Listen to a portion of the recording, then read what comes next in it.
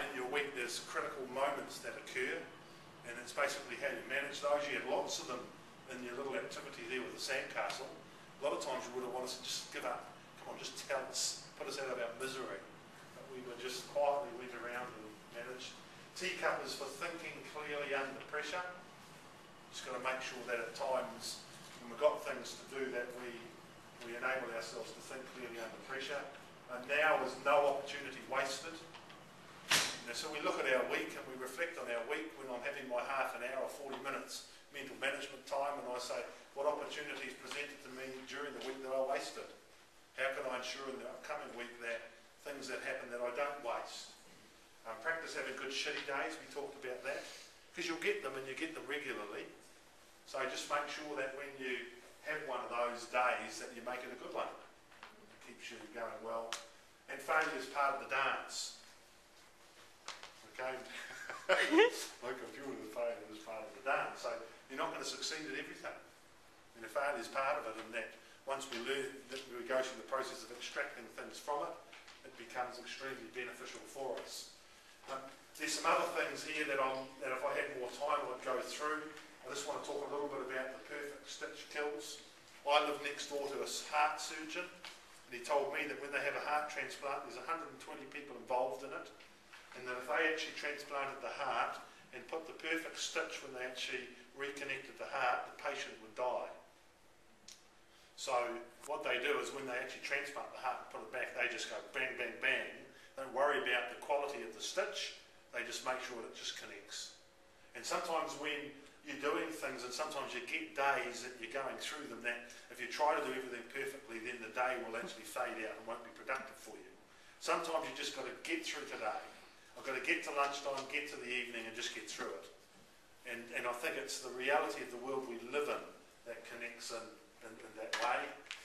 Pressure's an interesting little, I think pressure's a privilege. And if we understand that if you don't want to feel pressure, then don't be any good. Because people who feel pressure are operating at that real upper echelon. And that pressure has only got two dimensions. You either feel it or you apply it. So something's coming at you and you're under the pump and you feel it in that way. If you can turn it around and say, right, how do I apply it? So I get myself organised. I make sure I actually look after my sleep. I make sure I look after what I eat. I make sure I look after how I structure things. So I begin to turn myself to face the world and not let it come at me. So that's how I apply it in that sense. I get organised for how I'm going to prepare for meetings and for different encounters. In sport, it's easy. I can sit back and feel sorry for myself, or we can get on the front foot and apply it by being dynamic and organised in what we have to do. The choice is always yours. Am I feeling it or applying it? Am I feeling it or applying it? What do I need to do to turn it around so I apply it and not just feel it? A lot of it has to do with how you manage yourself in the world and the way in which you operate in that way. And I love to sort of eat two wolves. One evening, an old Cherokee told his grandson about a battle that goes on inside all people. He said, my son, the battle is between two wolves inside us all. One is evil, it is anger, envy, jealousy, sorrow, regret, greed, arrogance, self-pity and guilt. The other is good, it is joy, peace, love, hope, kindness, empathy, generosity, compassion and faith. The grandson thought about it for a minute and then asked his grandfather, which wolf wins? The old Cherokee simply replied, the one you feed. So, a lot of mental management comes around to making sure you feed the good wolf. Because the newspaper in the world will feed the bad wolf all the time. So what do you have to do when you sometimes look at positioning yourself in a way that you can respond to the world and what it brings to you, means that you can expose yourself to situations where you feed your good wolf. And that sometimes can become a focus for you moving forward. Woohoo! Beautiful.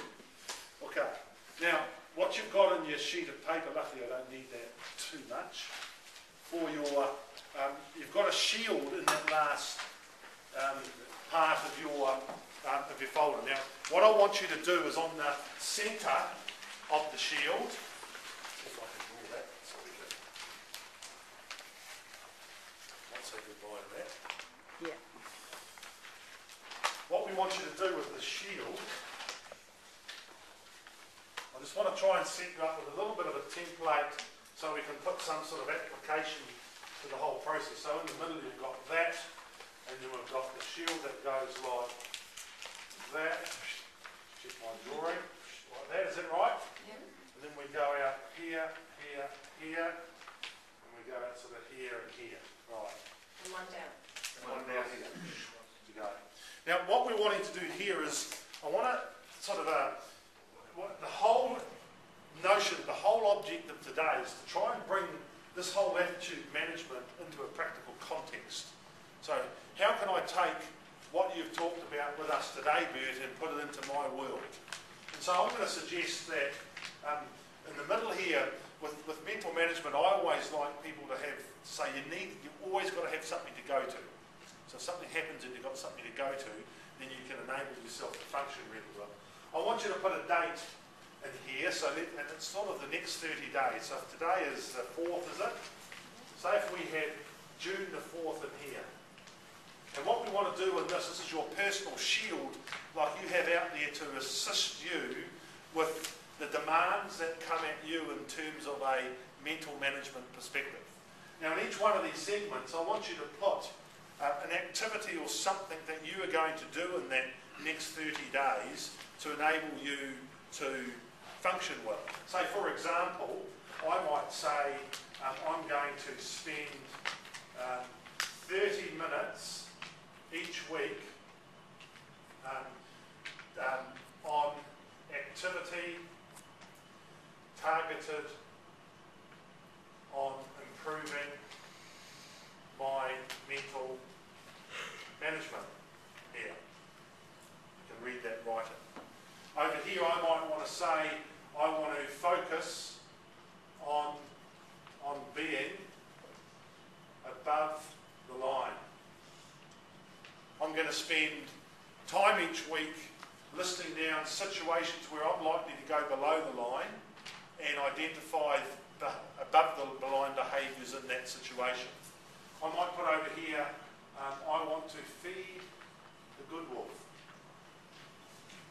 And I want to know what you're going to do and how you're going to go about feeding the good wolf.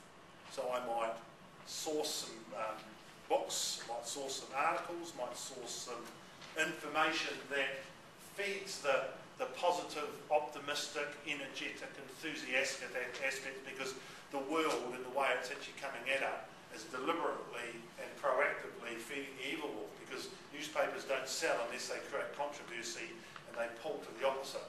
So we've got to work out how we might actually do those situations. There might be some things here that you want to do.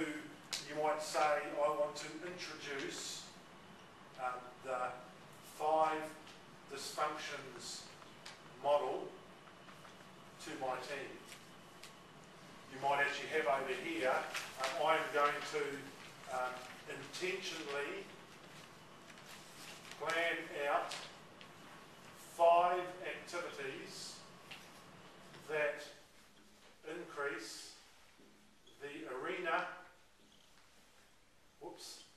of 5 people on my database in my team or whatever.